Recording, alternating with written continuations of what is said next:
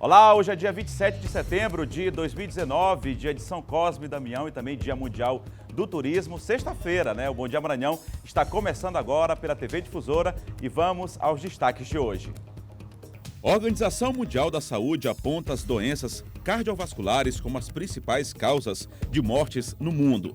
Em Imperatriz, motoristas de aplicativo começam a ser fiscalizados pela CETRAN.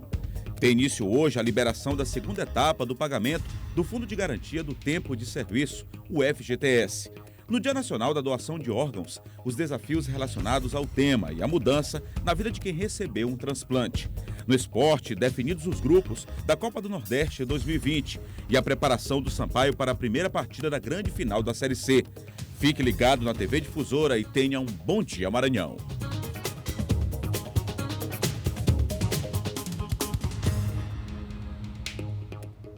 Sextou, né? Hoje é sexta-feira, 7 horas e 1 minuto, você começando aqui o dia comigo, ficando bem informado. Começar o final de semana também bem informado aqui com o Bom Dia Maranhão, a partir das 7 horas da manhã, coladinho com o Bandeira 2. Daqui a pouco aqui no Bom Dia Maranhão a gente vai falar de segurança, tem também os bastidores da política. No esporte a gente vai trazer, você vai ficar sabendo como é que ficaram os grupos da Copa do Nordeste. Tem representante maranhense, é o Cavalo de Aço, nossa Imperatriz. Você vai ver como é que vai ficar a situação do Imperatriz na Copa do Nordeste, que tem transmissão exclusiva aqui pela TV Difusora, por todo o SBT Nordeste, as afiliadas do SBT aqui na região Nordeste, claro, incluindo a TV Difusora, também os preparativos do Sampaio Corrêa. A gente vai falar de saúde também, daqui a pouco a gente vai receber aqui o médico Gutenberg Araújo, vai falar sobre essa questão de doação de órgãos, um tema extremamente importante. A gente está no Setembro Verde e começa essa edição do Bom Dia Maranhão com um alerta. A Organização Mundial da Saúde aponta as doenças cardiovasculares como as principais causas de morte no mundo. Desde o início do ano, mais de 290 mil pessoas morreram em decorrência dessas patologias no Brasil, aqui no país, né? A reportagem é de Nice Ribeiro. Os troféus são a prova de todas as conquistas do William. Várias competições do kart, no motociclismo, no ciclismo e um que não está exposto aqui, a vida dele. Há 4 anos ele passou por uma das experiências mais difíceis, um acidente vascular cerebral. O William sempre foi atleta e teve o AVC aos 26 anos. Na época ele praticava moto rally, muito ativo e longe de qualquer suspeita. Mas ele também está dentro de uma estatística que vem crescendo, a de pessoas cada vez mais jovens com doenças cardiovasculares. Os médicos me despreocuparam quanto a isso. Eles disseram, eu vou te pedir um tempo de carência para que você faça os acompanhamentos necessários. Na época eu passei por um período de 6 meses sem praticar nenhum tipo desses esportes que eu gosto. E aí, após os exames, dentro desse período, eles disseram que eu estava liberado para seguir minha vida normal. Os jovens como o William também estão expostos aos riscos de morte. Mas é na terceira idade que os índices mais crescem, junto com a expectativa de vida. Segundo a Sociedade Brasileira de Cardiologia, só este ano, quase 300 mil pessoas morreram devido às doenças crônicas. O número é acompanhado em tempo real por meio do cardiômetro. A cada minuto, novas pessoas morrem. Por que tem aumentado? Por causa dos fatores de risco que têm aumentado, como o tabagismo em alguns locais, a hipertensão, o diabetes, o sedentarismo, o estresse. De modo que as doenças cardiovasculares hoje representam a principal causa de mortalidade no Brasil e no mundo. E os fatores de risco estão diretamente ligados a hábitos alimentares e de prática de atividades. A diabetes e a hipertensão são as mais comuns. Atualmente, cerca de 30% das mortes registradas são por doenças cardiovasculares. A Organização Mundial de Saúde diz que elas são as principais causas de morte do mundo. O jovem também pode morrer do coração. Tem uma doença chamada miocardiopatia hipertrófica, que é uma causa frequente e comum de morte súbita. É uma doença que é congênita. A pessoa já nasce com o coração grosso. E você tem que, sempre que encontra em uma pessoa, você tem que ver os parentes, os familiares dessa pessoa. Porque pode ter outras pessoas com essa doença. Pois é, e aí cabe aquela regrinha básica, né? Uma alimentação saudável e a prática de atividade física. Essas duas questões aliadas ajudam a saúde e o coração também agradece. Olha, segundo a Organização Mundial da Saúde, mais de 17 milhões de pessoas, quer dizer, um público muito grande, morrem por ano em todo o mundo em decorrência de doenças cardiovasculares. Observa-se que parte das vítimas tinha comportamentos considerados não saudáveis, como o tabagismo, o consumo de alimentos com excesso de sal e o sedentarismo. E aqui no Bom Dia Maranhão a gente segue com informações agora de Imperatriz, na região tocantina do estado. Após curso de capacitação, motoristas que transportam passageiros por aplicativo começam a ser fiscalizados pela CETRAN. O prazo para atualização do cadastro dos condutores terminou na semana passada e a fiscalização para esta modalidade de transporte foi intensificada. Gente do lado de dentro e do lado de fora da Secretaria de Trânsito do município, CETRAN, em busca de regularização para trabalhar como motorista de aplicativo. A dificuldade está sendo a falta de organização para fazer o atendimento, porque está sendo demorado. Complicado, demorado e burocrático. Porque o atendimento ali dentro, eles não colocam as coisas em ordem, manda ir, manda voltar, manda para o corredor, manda voltar para lá. O serviço de motorista por aplicativo está regulamentado em Imperatriz, mas para exercer a atividade, os condutores precisam preencher alguns pré-requisitos. A CETRAN faz o cadastro desses condutores com a documentação pessoal, documentação do veículo, comprovante de residência, habilitação, CPF, identidade, documentos pessoais, encaminha para o CERT-SENAT, é a empresa credenciada para fazer o curso de condutor de transporte de passageiros. De lá voltam para a CETRAN novamente, fazem a vistoria do veículo, ver se esse veículo está devidamente equipado com os equipamentos de uso obrigatório, né, os equipamentos de segurança para atender bem a comunidade. Feito isso, é expedido a eles um CONDUAP e eles estarão assim, dessa forma, habilitados para fazer o serviço de transporte de passageiro por aplicativo Imperatriz. O Maurício não quer saber de levar multa e já está submetendo o veículo dele à perícia para receber a autorização para condutor de aplicativo. Agora eu vou entregar essa ficha aqui, que é a ficha de vistoria, e provavelmente eles vão fazer a emissão do CONDUAP, que permite que a gente, né, motorista de aplicativo, possa transitar normalmente e trabalhar nessa atividade. Isso aí, tem que estar regularizado, né? 7 horas e 7 minutos agora. Também em Imperatriz, casos de descumprimento na tabela de preços de mototaxistas foram repassados para o sindicato da categoria e também à Secretaria Municipal de Trânsito. Veja na reportagem de Isabel Gomes. A tabela foi elaborada e publicada por meio de um decreto do Poder Executivo de Imperatriz, no primeiro semestre deste ano, após um levantamento feito pelo Sindicato dos Mototaxistas e CETRAN, Secretaria de Trânsito Municipal, sobre o índice de preço do consumidor. Foi necessário por conta de uma grande reivindicação da própria população, né, que vinham sofrendo desgaste com os preços abusivos causados por alguns mototaxistas. De acordo com o decreto, a partir das 10 horas da noite será cobrado 30% do valor estabelecido na tabela. Quem pedir acima desses valores é considerado irregular. Nós prezamos para quê? Para que os outros nobres parceiros mototaxistas dessa cidade, que eles venham também valorizar a categoria, venham valorizar a classe, né, trabalhando de forma, ou seja, de conformidade com a lei. De acordo com o Sindicato dos Mototaxistas, o último levantamento indicou que em Imperatriz trabalham na categoria 657 profissionais, que estão distribuídos em 35 pontos da cidade. A livre concorrência em Imperatriz foi um dos principais motivos para o estabelecimento de valores fixos para as corridas de mototáxi. Eles descumprindo assim, eles mesmos são prejudicados. Por quê? Porque eles cobram mais caro e nós temos aí um concorrente forte, que é o aplicativo, né? E se a gente sair da tabela, a nossa clientela praticamente tem fugido. E o que está faltando é a fiscalização. Os mototaxistas, a maioria não, alguns continuam cobrando caro. E o que está faltando é a fiscalização da Secretaria de Trânsito. Pois é, notícia lá do município de Imperatriz, agora 7 horas e 10 minutos. E no sul do estado, agricultores familiares participam de atividades do programa Maranhão Sem Fumaça.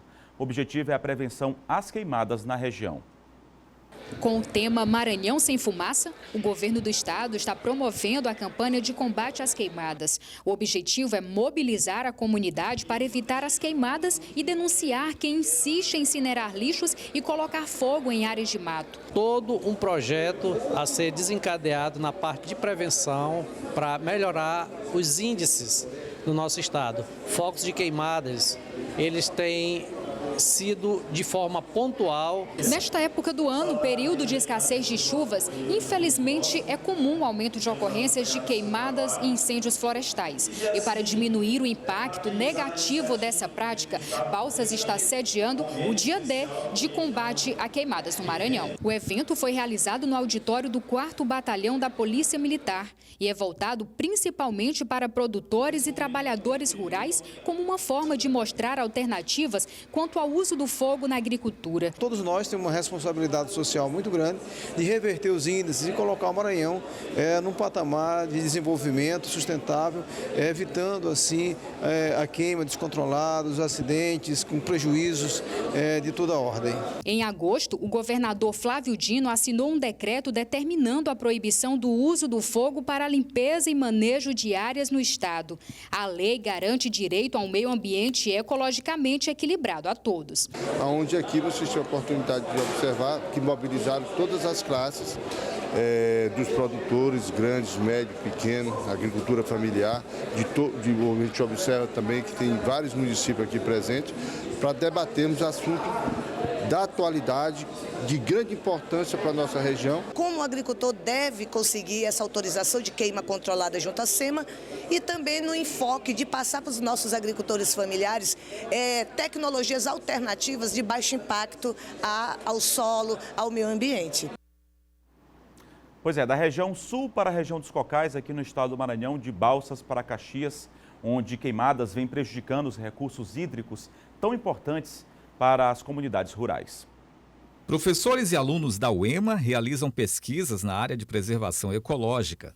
A professora Josileide Teixeira trabalha com o estudo de borboletas. A pesquisadora fala dos prejuízos que as queimadas causam à ciência. A ciência no Brasil já tem pouquíssimo recurso, às vezes a gente lança a mão até de recursos próprios para estar desenvolvendo os trabalhos, para gerar conhecimento científico, para formar nossos alunos. E quando passa o fogo, a gente perde muitos dados. As queimadas em Caxias preocupam órgãos de proteção ambiental.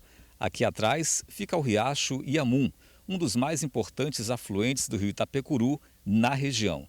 A situação gera risco para os recursos hídricos, a fauna e também para a flora. O professor Flávio Baldi estuda pássaros que são encontrados no Iamum. Segundo ele, por causa do fogo, dezenas de espécies estão desaparecendo. É que essas espécies estão aqui na nossa região, são um patrimônio nosso, né? Muitas delas são raras, são ameaçadas de extinção.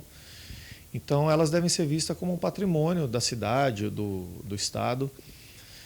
E segundo é o papel ecológico que elas desempenham.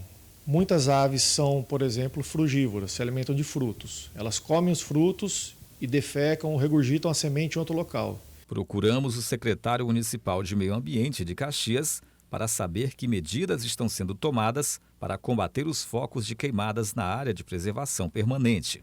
Nós temos lá dentro, junto com o pessoal da fiscalização, uma brigada de bombeiros civis que estão devidamente treinados e qualificados para qualquer ocorrência. Entretanto, a urbanização desordenada e a falta de educação de alguns que ainda insistem em jogar resíduo sólido e provocar queimada dentro de uma área de preservação permanente, apesar da fiscalização. Pois é, e essas queimadas só trazem malefícios, né, para o meio ambiente, para a nossa saúde. 7h14, tem início hoje a liberação da segunda etapa do pagamento de até R$ 500 por conta do Fundo de Garantia no Tempo de Serviço, o FGTS. Nice Ribeiro tem mais informações. Oi, Eduardo, bom dia para você, bom dia a todos. Os aniversariantes de maio, junho, julho e agosto já podem sacar os R$500 de FGTS a partir de hoje, dia 27. A Caixa já liberou o pagamento para as pessoas nascidas em janeiro, fevereiro, março e abril, no dia 13 desse mês, e para os trabalhadores nascidos em setembro, outubro, novembro e dezembro, esse pagamento deve acontecer a partir do dia 9 de outubro de 2019. Segundo a Caixa Econômica Federal, 33 milhões de trabalhadores vão receber o crédito automático na conta poupança. Os clientes do banco que não quiserem retirar esse dinheiro têm até o dia 30 de abril de 2020 para informar essa decisão à Caixa Econômica Federal. As pessoas também têm o mesmo prazo para poder sacar esse valor que foi debitado na poupança. Os trabalhadores que têm conta corrente também precisam autorizar o crédito automático por meio da internet. E, de acordo com a Caixa, o crédito automático para quem tem poupança só será realizado para os correntistas, para o correntista que abriu conta até 24 de julho de 2019. Para aquelas pessoas que não têm conta na Caixa Econômica Federal, o calendário começa a partir do dia 18 de outubro. Eduardo. Tá ok, obrigado, Nice. A Nice trazendo informações aí importantes a respeito da questão do saque do FGTS, agora 7 horas e 16 minutos. Confira agora aqui no Bom Dia Maranhão o nosso giro de notícias. Foi prorrogado pela Prefeitura de São Luís o prazo para que os sorteados com unidades habitacionais do programa Minha Casa Minha Vida possam assinar o contrato e receber os imóveis do residencial Morada do Sol 1. Com a ampliação, os contemplados têm até segunda-feira, dia 30 de setembro, para comparecer das 8 da manhã às 17 horas à Central de Atendimento da Habitação, localizada na Avenida Marechal Castelo Branco, número 565, no bairro do São Francisco, para assinatura do documento. Estão sendo entregues 1.414 casas do residencial localizado no bairro do Maracanã, somando-se às mais de 16 mil residências do programa já entregues em São Luís. Em agosto, o emprego formal teve saldo positivo no Maranhão, de acordo com o Cadastro Geral de Empregados e Desempregados, CAGED, divulgado pela Secretaria de Trabalho do Ministério da Economia. Foram abertas 1.495 novas vagas com carteira assinada. Foram 13.526 contratações e 12.031 demissões no estado. No acumulado de 2019, foram criados 596.467 novos postos, com variação de 1,55% do estoque.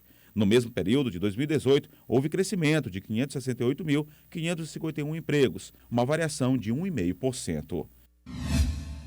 Levantamento do índice de preços Ticket Log referente ao mês de agosto indica que o Maranhão é o estado que vende o etanol mais caro do Nordeste. O preço médio do combustível nas bombas dos postos maranhenses é de R$ 3,95 e supera em quase 20 centavos o valor médio praticado na região, que é de R$ 3,07. Em relação à Bahia, que vende o etanol mais barato do Nordeste, o preço do combustível fabricado à base de cana-de-açúcar no Maranhão é quase 50 centavos mais alto, segundo a pesquisa.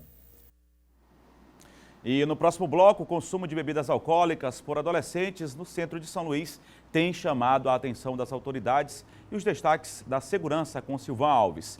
E mais, aqui no estúdio eu recebo o médico Gutenberg Araújo, uma entrevista sobre a importância da doação de órgãos. Agora 7 horas e 18 minutos, intervalo rapidinho, continue comigo aqui no Bom Dia Maranhão, trazendo mais informações. Daqui a pouquinho a gente volta já.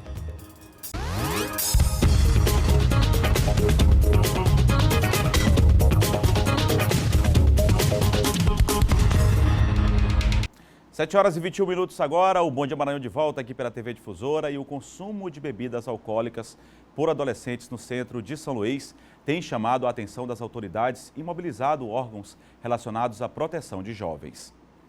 À luz do dia e em praça pública, o consumo de bebida alcoólica no centro histórico está ao alcance de qualquer um, inclusive dos adolescentes. Nós temos até catalogado esses menores que estão usando drogas lícitas, como álcool, vinho, mas têm usado. Então nós estamos catalogando, entrando em contato com o juizado da infância e do adolescente, para notificar os pais desses menores para que sejam responsabilizados pela conduta dos filhos.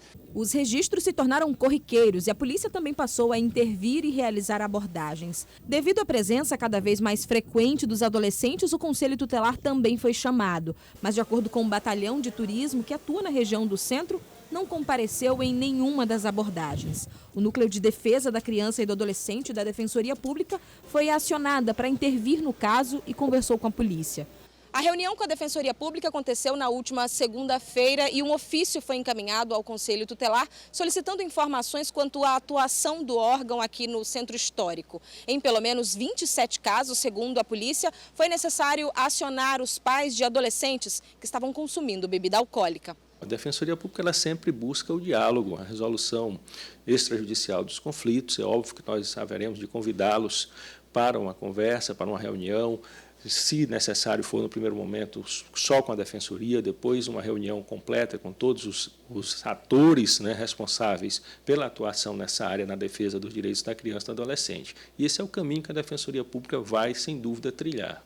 O ofício chegou para o Conselho Tutelar nesta quinta-feira. O órgão que atua na área do centro é responsável por mais 26 bairros e explica que não é competência dele a prevenção, combate ou repressão ao crime e que se recusa a participar desse tipo de ações. Quem tem competência com a segurança pública são os órgãos de segurança pública, que são Polícia Militar, Polícia Civil e Guarda Municipal.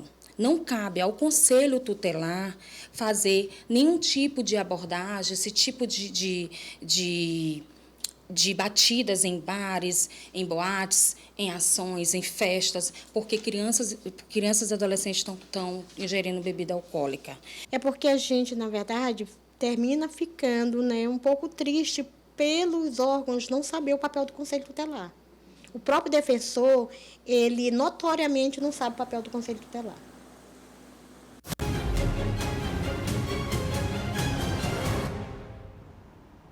Aqui comigo, ainda continuando falando sobre segurança, já Silvan Alves, no Bom Dia Maranhão. Obrigado, Silvan, pela sua participação mais uma vez. Muito bom dia. Bom dia, Eduardo. Bom dia a você, bom dia a todos. Silvan, a gente percebe uma situação lamentável, né? Que essa situação desses adolescentes consumindo bebida alcoólica no ambiente público, um dos cartões postais. Público, lá não é uma boate, não é um ambiente fechado, não é um né? ambiente fechado. E outra coisa, está lá no Estatuto da Criança e do Adolescente os compromissos, os deveres que tem o conselheiro tutelar. É claro que ele não vai lá fazer a abordagem, que aquilo seria um papel de polícia, mas ele está na obrigação, na incumbência de acionar o aparelho policial a partir do momento em que ele constata que o adolescente, a criança está numa situação de vulnerabilidade. Isso é um compromisso, é um dever do conselheiro tutelar. Ele não vai para a linha de frente, ele não vai fazer abordagem, mas ele constata a situação, ele aciona e tem um amparo legal dentro da lei para que ele possa acionar o aparelho policial, o aparelho repressivo, para dar a cobertura e dar o apoio para que ele possa cumprir aquilo que está no Estatuto da Criança e do Adolescente. Se o conselheiro ele desconhece, ele não quer cumprir o que está no Estatuto da Criança e do Adolescente, perdeu totalmente a finalidade, né? E como os outros conselheiros fazem. Pois é, tem que haver a atuação desses órgãos, do Conselho Tutelar, da própria polícia, sim. enfim. Isso o que é errado, adolescentes consumindo bebida abrange alcoólica, um contexto total, família órgãos, claro. e, enfim, a sociedade inteira precisa estar irmanada. Pois é, pleno Centro Histórico de São Luís, cartão postal aqui da cidade. Aquilo é triste, viu? Triste. E são muitos adolescentes. Silvan, teve uma pessoa que foi presa que cometeu um homicídio na Pirâmide, aqui na região metropolitana, inclusive filmou, mostrou nas redes sociais, né? Esse caso aconteceu em maio agora desse ano, no Dia das Mães. O Anderson, não é, que é a vítima, uma das vítimas, eles foram lá para a comunidade da Pirâmide, porque a avó dele morava lá, e eles foram para lá para passar o feriado, o Dia das Mães, com a avó na casa da avó. E aí os indivíduos lá de facção criminosa, inclusive esse que foi preso ontem, o Pablo Fernando, eles acabaram suspeitando que essas pessoas seriam o que eles chamam de alemão, que seriam de facção rival. Rivais, né? Exato. Aí o que eles fizeram? Reuniram um grupo de quase 10 indivíduos lá da Pirâmide. Todos eles estão identificados porque eles invadiram a casa da senhora, sequestraram esses dois rapazes, levaram pelo meio da rua, todo mundo vendo, e eles mesmos documentaram isso, filmaram tudo, e levaram lá para um matagal ali entre a Pirâmide e o Eugênio Pereira. Tudo filmado, né? Tudo filmado. E lá eles fizeram uma espécie de julgamento, entendeu? Dessas pessoas e acabaram matando essas pessoas. A justiça não teve dificuldade em identificar cada um desses indivíduos. Quem não está preso está identificado porque eles mesmos compartilharam essas imagens na internet, nas redes sociais deles, eles mesmos compartilharam. É a certeza da impunidade, Isso, né? a certeza da impunidade. E o Pablo Fernando, que é esse indivíduo aí, ele foi preso em cumprimento ontem, esse mandado de prisão, E na casa dele foram encontrados vários objetos eletroeletrônicos que, de acordo com a polícia, seriam produto de furto, já que ele é um assaltante lá daquela região que ataca chácara, é muito comum ter sítios ali naquela região e até residências. Envolvendo com vários crimes. Sim, vários crimes. Silvan, a polícia conseguiu prender uma outra ocorrência aqui, que a gente inclusive noticiou, que foi um assalto a banco que aconteceu no bairro do São Francisco, bairro movimentado aqui de São Luís. A polícia já havia prendido um casal e agora prendeu uma outra pessoa com envolvimento desse crime, né? Exatamente. O Patrick, ele já é conhecido da polícia, estava com mandado de prisão em aberto, a prisão dele havia sido decretada, porque ele teria participado com um grupo de aproximadamente 5 ou 7 pessoas daquela explosão da agência do Bradesco ali na Avenida Marechal Castelo Branco. No São Francisco. Não teriam levado dinheiro, mas causaram um estrago muito grande, danos ao patrimônio da instituição financeira e etc. E aí o Patrick, depois desse crime, ele fugiu, se escondeu numa cidade do interior e pensou que passou o tempo, tinha esquecido e tal. Ele estava voltando ontem para a capital numa van e aí a polícia já estava esperando ele para dar boas-vindas lá na BR-135, na Barreira. A polícia militar lá, os policiais já sabiam, tinham informação de que ele estava retornando a São Luís e acabaram efetuando a prisão dele. Antes que ele chegasse, antes que ele ultrapassasse o continente, ele foi preso. E como tinha mandado de prisão, que é prisão preventiva, não foi difícil para ele chegar no complexo penitenciário de Pedrinhas, que fica também lá na BR-135, né, tudo próximo ali, tudo pertinho. Tá bom. Silvan, obrigado pela sua participação. Bom fim de semana. Silvan está de volta na segunda-feira aqui com Bandeira 2. Bom dia, Eduardo. Bom dia a você, bom dia a todos. Tá ok, Silvan. Bom fim de semana no Bandeira 2 e também logo depois aqui no nosso quadro de segurança no Bom Dia Maranhão. Agora, 7 horas e 29 minutos. Vamos ver como é que fica a previsão do tempo para essa sexta-feira, começar final de semana informando para você como é que fica a previsão do tempo em cidades aqui do Maranhão. A gente começa pela capital São Luís, parcialmente nublado a claro e ausência de chuva, pelo menos é o que diz a previsão, mínima de 26, máxima de 33 graus aqui para a capital maranhense. Vamos agora para a cidade de Imperatriz, onde predomina céu claro, parcialmente nublado e também ausência de chuva lá pelo município de Imperatriz, mínima de 25, máxima de 38 graus. E a gente vem falando sobre essa questão de queimadas, né? O tempo está muito quente. Lá em Caxias o céu fica parcialmente nublado, a claro, ausência de chuva. Lá em Caxias tem calorão. A máxima pode chegar a 40 graus, a mínima de 25 lá na cidade de Caxias. Vamos ver outros 3 municípios aqui no interior do estado também. Vamos começar pelo município de Bacabal, onde o tempo fica com o céu parcialmente nublado, a claro e ausência de chuva. Também na cidade de Bacabal, a mínima é de 25 e a máxima também de 39 graus. Muito calor na cidade de Bacabal. Cidade de Balsas, também calorão, predomina poucas nuvens, ausência de chuva. Temperatura pode chegar a 40 graus, a máxima na cidade de Balsas, a mínima é de 23. E para fechar, a Barra do Corda também muito quente. Lá em Barra do Corda também o céu fica parcialmente a claro, mais nublado a claro, mas também tem ausência de chuva lá na cidade de Barra do Corda. A máxima também pode chegar a 39 graus, calorão, e a mínima de 24 lá no município de Barra do Corda. Confira agora como fica a maré para essa sexta-feira.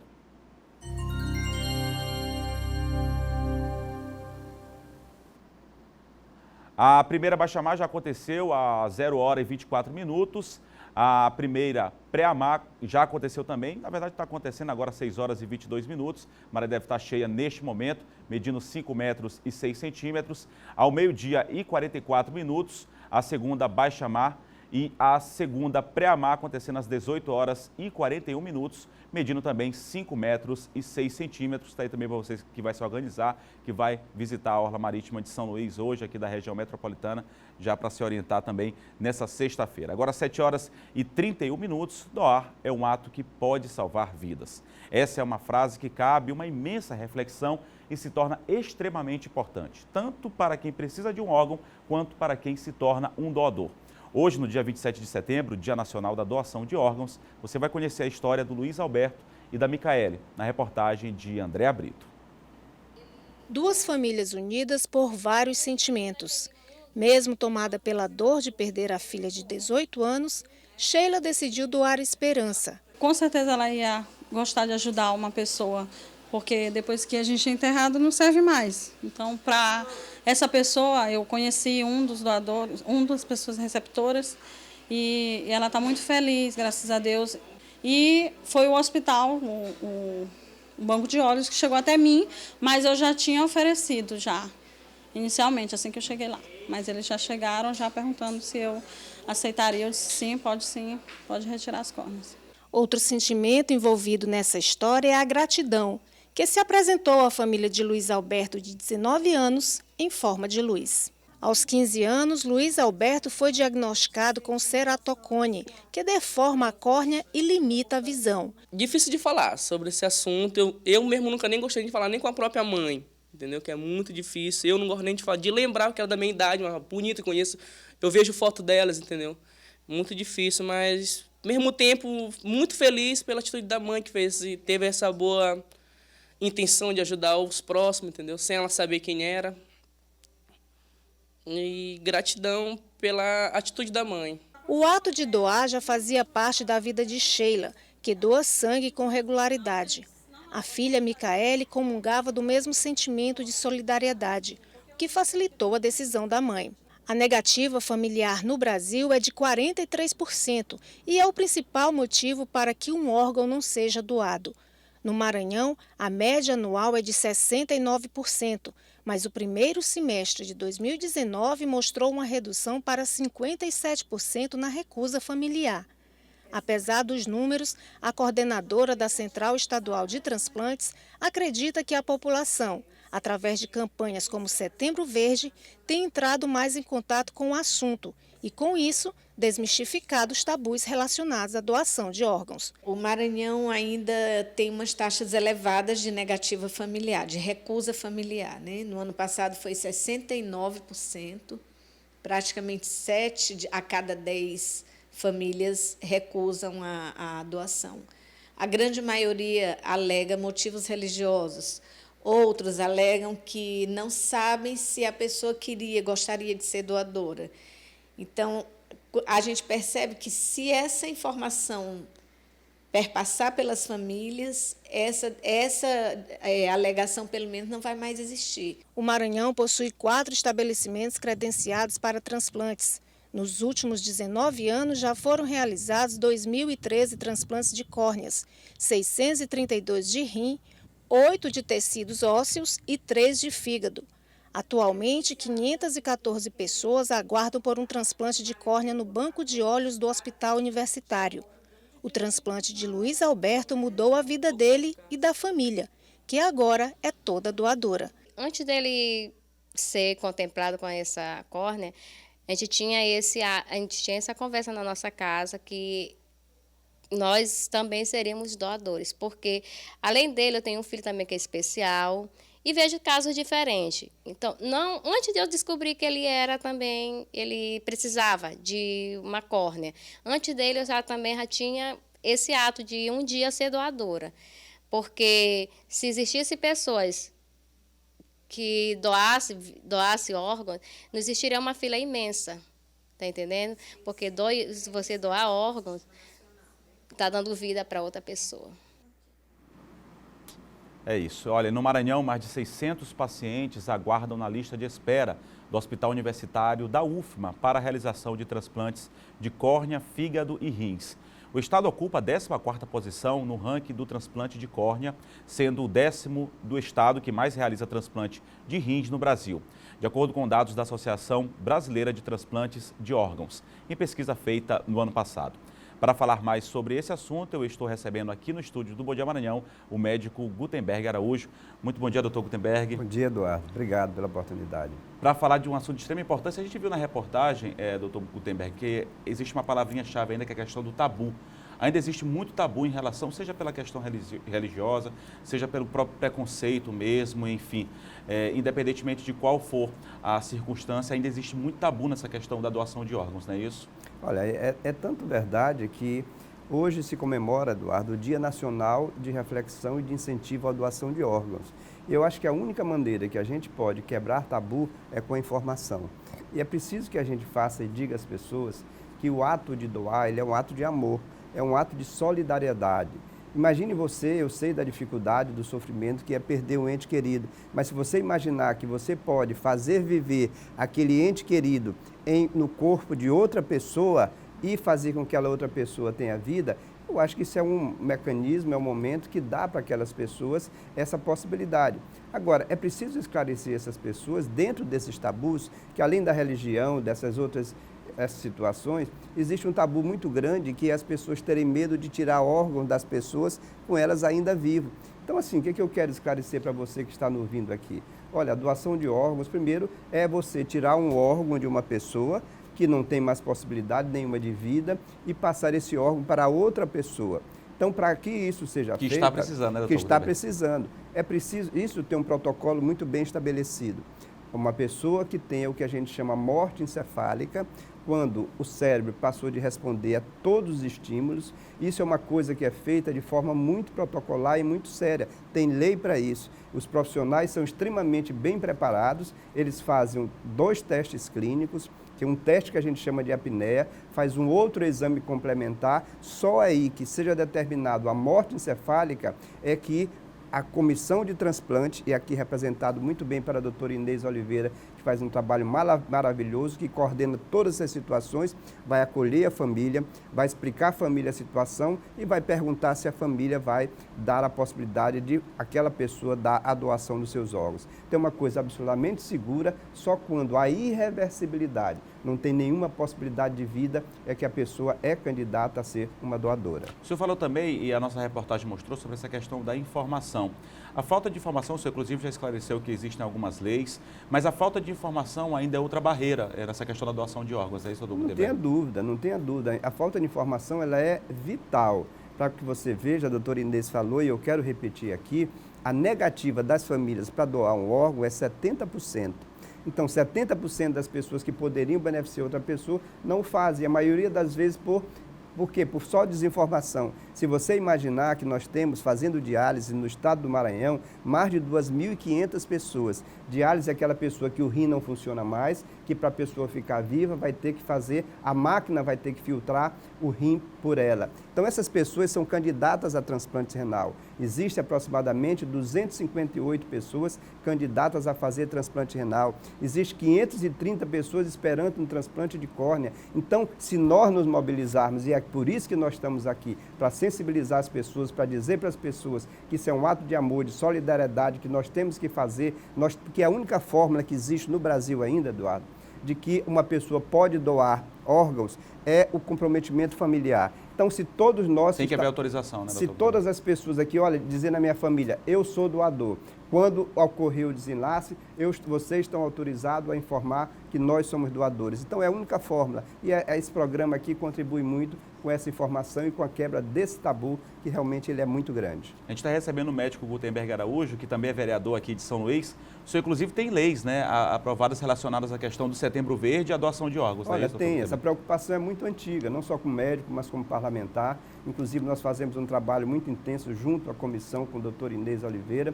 Nós fizemos 2 leis. Uma lei que estabeleceu no calendário de São Luís o Setembro Verde, que é este mês, que seja um mês dedicado à reflexão, à informação, à quebra desse tabu para que as pessoas possam ser doadores, para que a gente possa aumentar muito o número de doadores aqui no estado do Maranhão.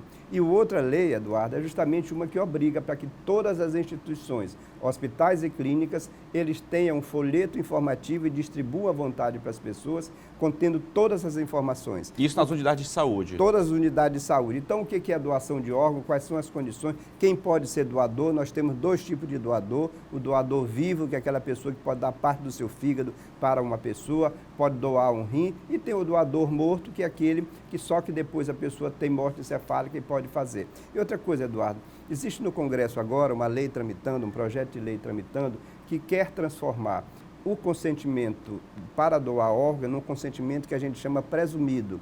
O que ele vai fazer? Que pessoas acima de 16 anos que não tenha declarado que ele não queira ser doador, ele passa a ser efetivamente um doador.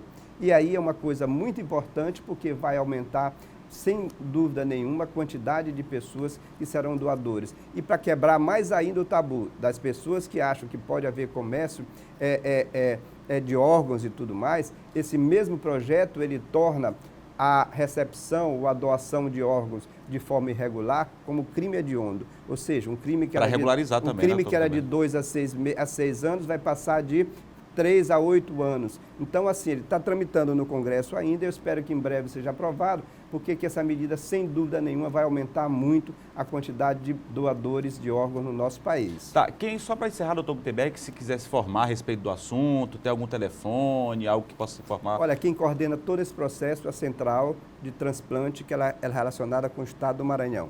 Funciona no Hospital Carlos Macieira, e eu trouxe aqui a pesca para eu não esquecer. Está aqui o telefone de lá, que é o 3268-6960, ou então o celular 98424-6434. Qualquer dúvida, qualquer orientação, porque como é que funciona? Qualquer pessoa que tenha nos hospitais a clínica de morte encefálica, a central ela é comunicada.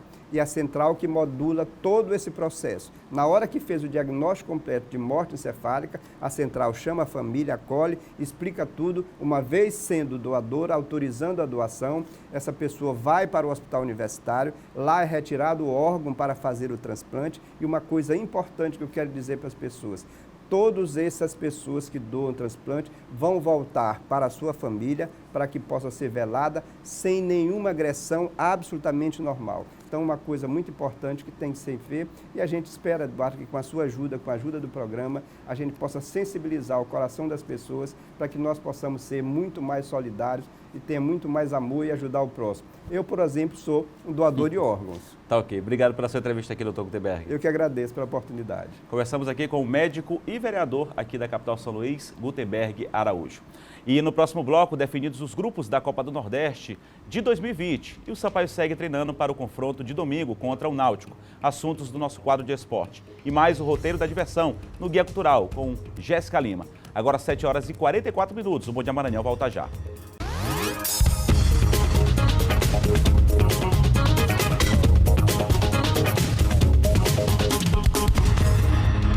7h46. Bom Dia Maranhão de volta. Agora a participação de John Coutrinho para falar de política.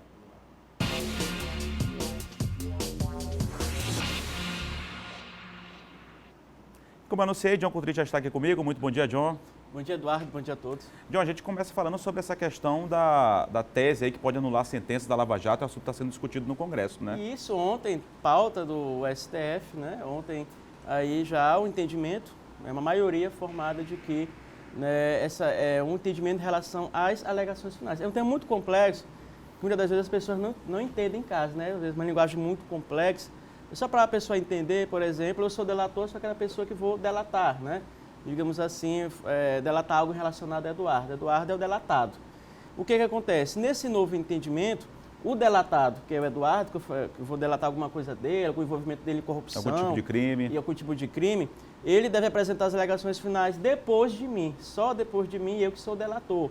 Esse foi o entendimento ontem, né, do Supremo Tribunal Federal. Muitas vezes é difícil, mas é uma linguagem simplória, um exemplo, a pessoa entende em casa. Sim. Então, no Código Penal Processual não há digamos, essa ordem de réus, né, de delatores e delatados.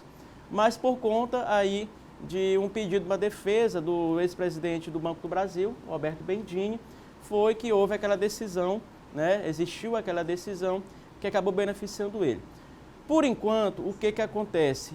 Ainda não foi analisada a abrangência dessa decisão em relação, né, à Lava Jato, ou seja, isso fica para a próxima semana. Por exemplo, se os outros processos, mais de 140 processos, réus, né, serão beneficiados com esse novo entendimento do STF. Eles alegam o seguinte, né, que um dos pontos basilares da Constituição, a ampla defesa, direito da ampla defesa e contraditório, e isso foi o principal argumento e justificativa ontem desses ministros, né, que se manifestaram a favor dessa linha de pensamento ontem manifestada naquela corte. Então, a partir de então, há uma discussão de que, né, vários corruptos já condenados na Lava Jato podem ser beneficiados e soltos. É isso que está em discussão. Então, essa questão dessa abrangência, como vai ficar isso, será discutido na próxima semana. Até vi ontem alguns ministros, achei interessante, por exemplo, que isso pudesse valer a partir de agora, que não retroagisse para alcançar... As pessoas já condenadas. Já condenadas. Isso é uma tese muito importante, só que vamos ver como vai ficar na próxima semana, como eles vão, né, manifestar a opinião deles, os ministros ali, apesar de ser um placar apertado, mas venceu esta tese. A discussão continua, a gente vai continuar acompanhando e tratando desse assunto aqui no Bom Dia Maranhão. John, só rapidamente falar sobre uma polêmica envolvendo aí o Rodrigo Janot e Gilmar Mendes, polêmica grave, né? Grave, gravíssima. O ex-procurador-geral da República, o Rodrigo Janot, né, ele aí disse, deu entrevista ao jornal Estado de São Paulo, ele confessou que tinha um plano para assassinar o ministro Gilmar Mendes. O que ele disse? Ele disse ontem ao jornal Estado de São Paulo que ficou muito insatisfeito por uma acusação do ministro Gilmar Mendes, no qual afirmou que a filha do Janot, né, teria advogado para a OAS, aquela empreiteira envolvida em casos de corrupção. Então isso gerou uma indignação muito grande por parte do ex-procurador-geral Rodrigo Janot, e ele chegou aí, né, ao STF, avistou o Gilmar Mendes, levou uma arma, mas ele disse que na hora de tentar, né, cometer o ato, ele viu uma mão, disse que foi a mão de Deus que livrou ele de ter assassinado o ministro Gilmar Mendes. É claro, uns dizem o seguinte, ele está lançando um livro agora, o Rodrigo Janot, e alguns avaliam que é estratégia de marketing para que esse livro seja vendido, né? Outros já afirmam, outros membros do Poder Judiciário, ali que o Rodrigo Janot quer, né, uma visibilidade maior. Ele chegou a dizer também, Rodrigo Janot, que o Aécio Neves e o Michel Temer ofereceram vantagens para ele, né, em relação a alguns processos de corrupção. Então, muito grave as acusações, esse depoimento do Rodrigo Janot. O fato é que vai ter muito assunto para esse livro, né, John? Isso. Muito obrigado, John, pela sua participação. Ótima sexta-feira, bom fim de semana. Até segunda. John Coutrinho está de volta aqui para falar de política na segunda-feira. Agora, aqui no Bom Dia Maranhão, a gente fala de esporte.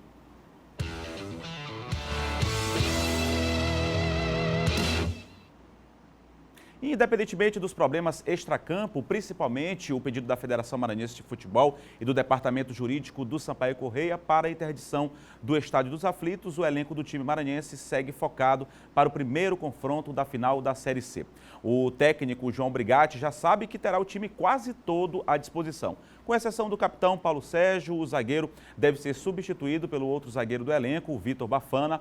Náutico e Sampaio fazem neste domingo, às 16 horas, portanto 4 horas da tarde, no Estádio dos Aflitos, em Recife, a primeira partida da decisão, se nada mudar de acordo aí com essa ação movida pelo Sampaio Corrêa. O confronto de volta será no próximo domingo, dia 6 de outubro, no mesmo horário, às 4 da tarde, só que em casa, no Estádio Castelão, em São Luís, com o apoio da torcida maranhense. Os grupos da Copa do Nordeste, agora mudando a chave para a Copa do Nordeste de 2020, já estão definidos. O sorteio aconteceu ontem à noite. A definição das datas e dos locais ainda das partidas serão definidos pela Confederação Brasileira de Futebol. Em 2020, a competição seguirá o mesmo formato que foi disputado este ano, com 2 grupos de 8 clubes em cada um. Os jogos serão realizados com times de uma chave enfrentando o rival do outro grupo, em turno único. Ou seja, cada clube faz 8 jogos, 4 em casa e outros 4 fora. No grupo A ficou o Sport de Recife, Bahia, Fortaleza, CRB, Botafogo da Paraíba, ABC, River do Piauí e Frei Paulistano. No grupo B está o representante maranhense, com Imperatriz, Santa Cruz, Vitória, Ceará, CSA, Náutico, América de Natal e Confiança. Pois é, fica a nossa torcida aí pelo nosso representante maranhense, o Cavalo de Aço, o Imperatriz na Copa do Nordeste, que tem transmissão exclusiva aqui pela TV Difusora. Agora, 7 horas e 53 minutos, aqui no Bom Dia Maranhão, a gente fala de cultura.